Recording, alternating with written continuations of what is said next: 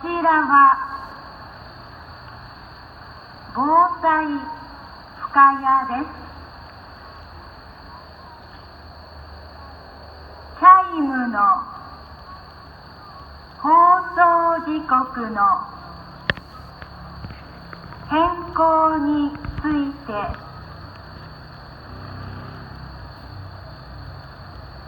お知らせします。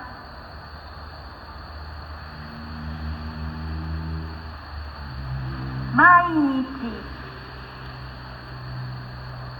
午後6時に放送しておりますチャイムを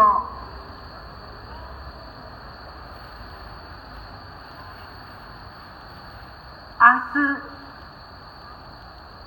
10月1日から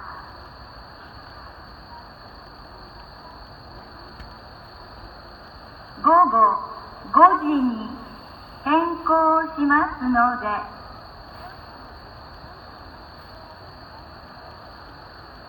お知らせします。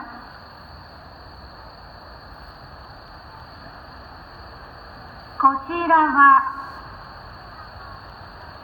防災深谷です。チャイムの放送時刻の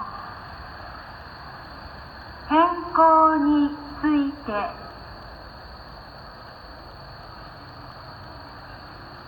お知らせします。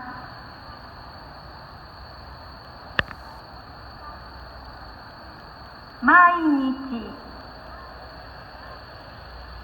午後6時に放送しておりますチャイムを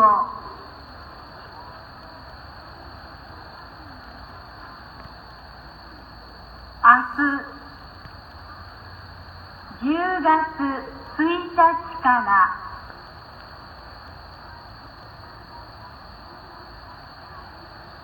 午後5時に変更しますので、